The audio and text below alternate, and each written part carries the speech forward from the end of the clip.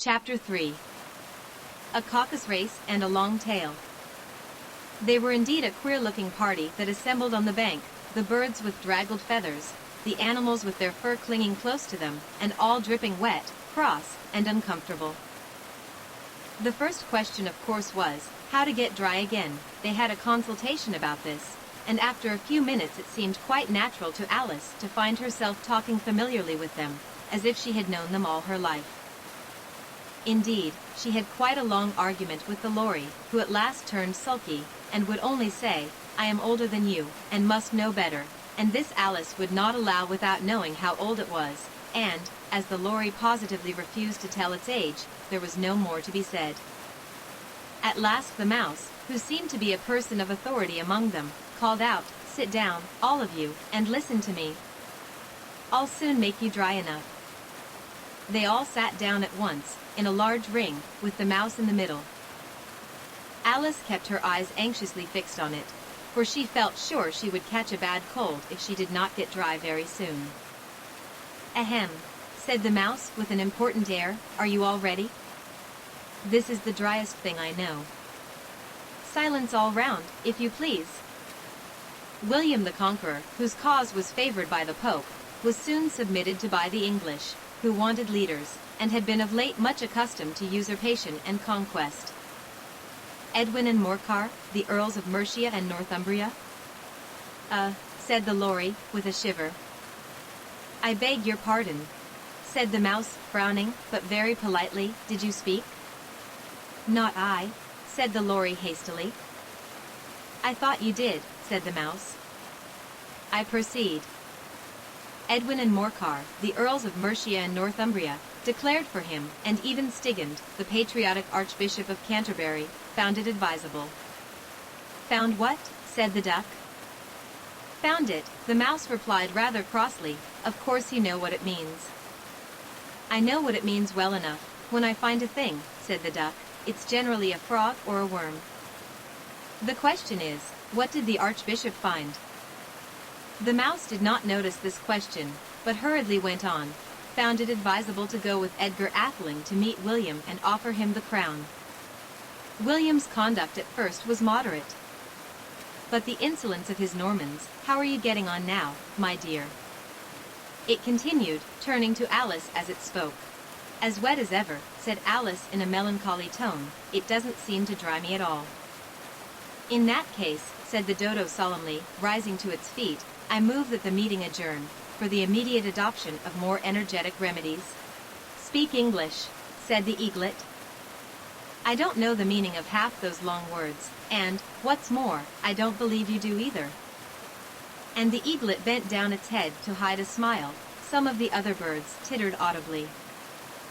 "What I was going to say," said the dodo in an offended tone, "was, that the best thing to get us dry would be a caucus race." "What is a caucus race?" said Alice, not that she wanted much to know, but the dodo had paused as if it thought that somebody ought to speak, and no one else seemed inclined to say anything. "Why," said the dodo, "the best way to explain it is to do it. And, as you might like to try the thing yourself, some winter day, I will tell you how the dodo managed it. First it marked out a race course, in a sort of circle. The exact shape doesn't matter, it said, and then all the party were placed along the course, here and there. There was no 1, 2, 3, and away, but they began running when they liked, and left off when they liked, so that it was not easy to know when the race was over. However, when they had been running half an hour or so, and were quite dry again, the dodo suddenly called out, 'The race is over.' And they all crowded round it, panting, and asking, 'But who has won?' This question the dodo could not answer without a great deal of thought, and it sat for a long time with one finger pressed upon its forehead, the position in which you usually see Shakespeare, in the pictures of him, while the rest waited in silence. At last the dodo said, 'Everybody has won, and all must have prizes.' 'But who is to give the prizes?' quite a chorus of voices asked. 'Why, she, of course,' said the dodo, pointing to Alice with one finger, and the whole party at once crowded round her, calling out in a confused way, 'Prizes!' Alice had no idea what to do, and in despair she put her hand in her pocket, and pulled out a box of comfits, Luckily the salt water had not got into it, and handed them round as prizes. There was exactly one apiece all around. But she must have a prize herself, you know, said the mouse. Of course, the dodo replied very gravely. What else have you got in your pocket? He went on, turning to Alice. Only a thimble, said Alice sadly. Hand it over here, said the dodo. Then they all crowded round her once more, while the dodo solemnly presented the thimble, saying, "We beg your acceptance of this elegant thimble," and, when it had finished this short speech, they all cheered. Alice thought the whole thing very absurd, but they all looked so grave that she did not dare to laugh, and, as she could not think of anything to say, she simply bowed, and took the thimble, looking as solemn as she could. The next thing was to eat the comfits. This caused some noise and confusion, as the large birds complained that they could not taste theirs, and the small ones choked and had to be patted on the back. However, it was over at last, and they sat down again in a ring, and begged the mouse to tell them something more. "You promised to tell me your history, you know," said Alice, "and why it is you hate C&D, she added in a whisper, half afraid that it would be offended again.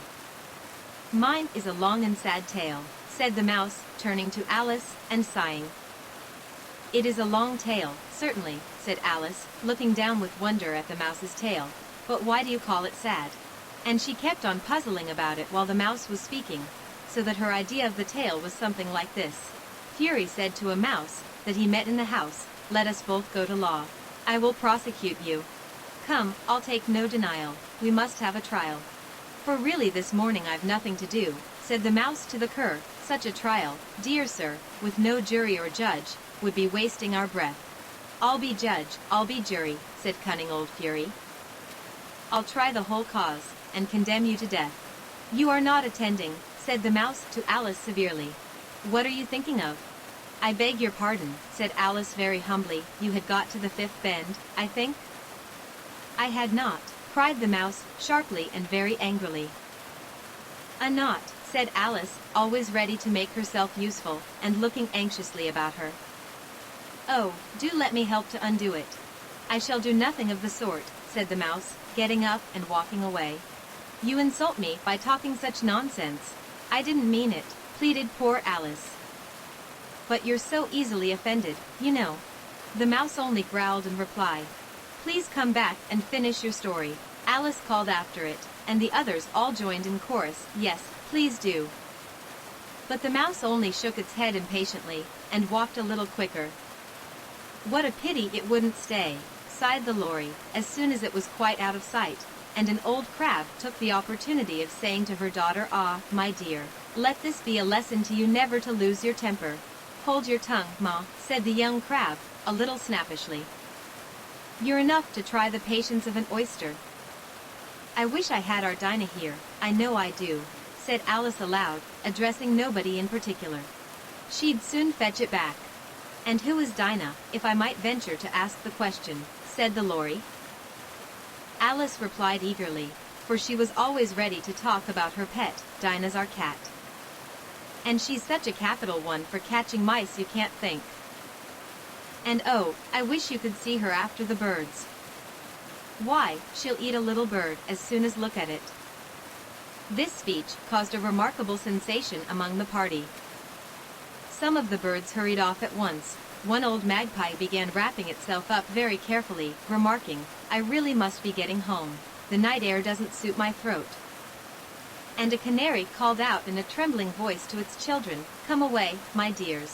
It's high time you were all in bed." On various pretexts, they all moved off, and Alice was soon left alone. "I wish I hadn't mentioned Dinah," she said to herself in a melancholy tone. "Nobody seems to like her, down here, and I'm sure she's the best cat in the world. Oh, my dear Dinah, I wonder if I shall ever see you any more." And here poor Alice began to cry again, for she felt very lonely and low-spirited.